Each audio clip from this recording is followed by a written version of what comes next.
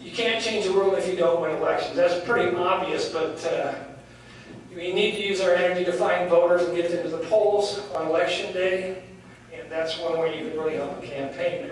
Number two, there are no small elections. This is very, very important. Most of our taxes and onerous regulations happen at the local level. Utility rates, zoning changes, property and sales tax. These are not the huge elections that you see in the national media. This is the one that happens for city council or town council. These are the ones that happen for utilities, for the Board of Education. So you need to be involved in these. There's a number of fights coming up as far as the city councils and tax commissions are concerned concerning possible rezoning of properties in some communities. If you're not there, that happens without you, and you get a bill and a big surprise, and it's too late to do anything about it. It will take almost an entire changes of administration in a community to fix that, when you could have fixed it along the way as you were going, or stopped it. Winning campaigns, as I mentioned, is habit forming. You can keep duplicating what you're doing. What could a conservative majority do? I love this slide. We could withhold funding from sanctuary cities. I think that would be good. We could pass legislation that uses a voucher system that actually follows the student instead of going to schools.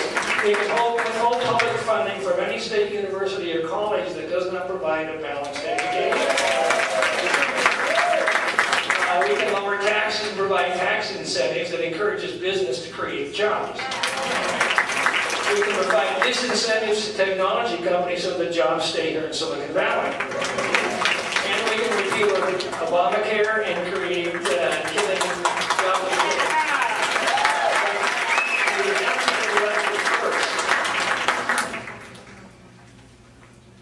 Okay, any questions? Or will we keep rolling? We keep rolling, nobody's at the mic. Okay, yes sir? Question.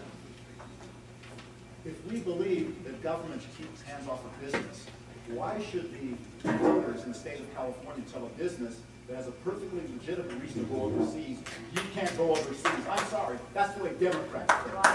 Okay, but we can also provide incentives to do business here. An incentive is just the opposite of a tax. It's still meddling in the business community. Okay, good point. Anything else? Okay, what did the primaries tell us? Now, just from looking at the numbers, first of all, black voters did not turn out like they did in 2008. Young voters did not turn out like they did in 2008, primarily because Barack Obama's yesterday's news. They're not as concerned with the campaign. Offyear election also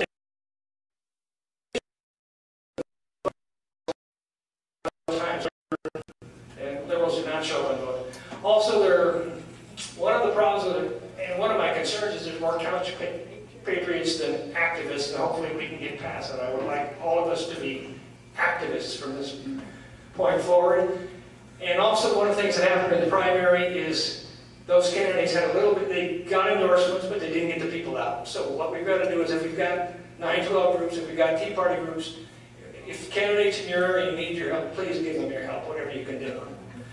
Number two, some candidates found that Tea Party endorsements could be detrimental, as they bumped into the media, who basically use that as a bludgeon for them. So that's just something to consider. Number three, we can still take 3 state senate and 10 assembly seats that can go from blue to red. It used to be 5, it's now 3, but we won 1, so we're like 1 seat short. So if a miracle happens, we might get lucky and still do it in the Senate. We can still do it in the state assembly based on the numbers. Also, the Democrats don't know we're coming. If we can possibly sneak up on them and take the local elections, they're not going to know what to do with themselves, because they're looking at the upticket races like most of the national media is. That's where their money's going, that's where their energy's going. And if we can spend time and energy on the local races and some of the congressional races that they're not looking at because they think they've already won them, you'd be amazed what you can do. Sneaking up is a really good technique to use when you're as a political strategy. Give you an idea what happens during off-year elections. You can see that this is since 1992 to 2010. You can see the fall off. That's what this is. This is where the P is this presidential election. Then this is a non-presidential election in '94. There's a 7.5% fall off. That means 7.5% fewer people went to the polls. And you can see it keeps adding up. In 1998, 11.2% didn't go to the polls in an off-year election. 15.9% didn't go to the polls in 2002. In 2006, 17.7%. I predict there will be 20 to 23% of the people aren't going to show up in this election. And if you look at the numbers, our numbers are very consistent. So a lot of the people who aren't showing up, I think, are over here. That's just speculation at this point. But if we turn ours out, we've got very consistent numbers as far as Republicans. And others pretty consistent. But this seems to be kind of going up and down.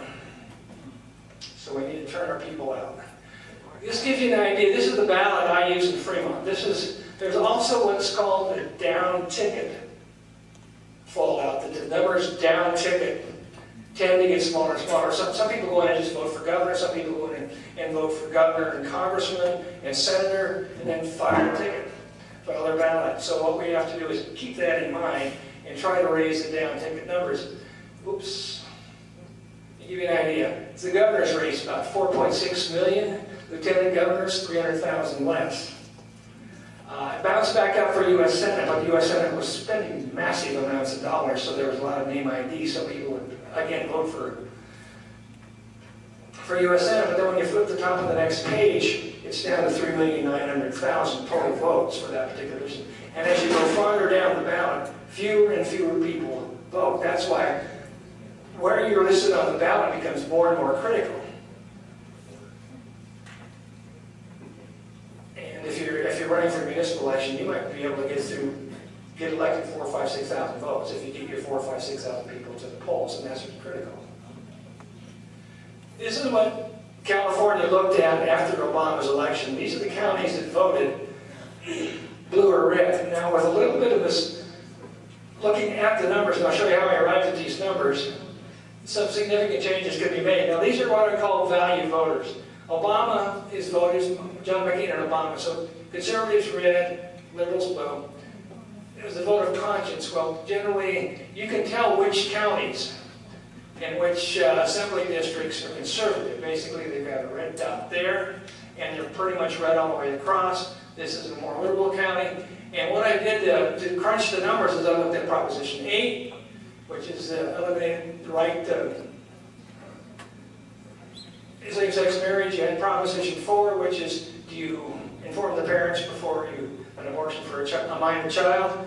And Proposition number 9 was the criminal justice system's victims' right proposition. These are very family-oriented or family value votes. So regardless of whether you vote your conscience on this end or you own property on this end, this is how you're raising your family, whether you realize it or not. And so those are the numbers I looked at when I started crunching numbers to see what we could or could not do with the campaigns. This is what it could look like after this election.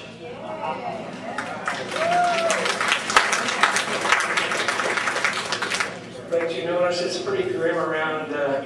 LA actually isn't as bad as the Bay Area, but the Bay Area is pretty grim up here.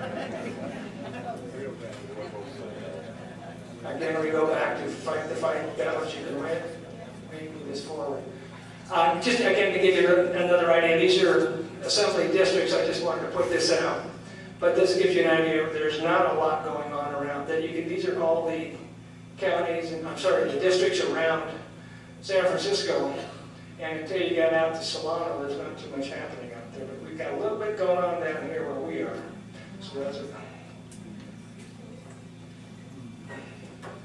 These are the fights, and these are the ones I believe can win with a little bit of work. Give you an idea, and of course, Jack Sedgwick is up 10.8. Now, what you're dealing with is what's called the spread. The spread is what it takes to beat your opposition. First number is a Democrat, second number is a Republican. So he's in reasonably good shape if he can stay ahead of the opposition. Now, the opposition knows he's ahead of him. He's going to, so the opposition can make a phone call and maybe get more money. And so those are the ones that are going to need as much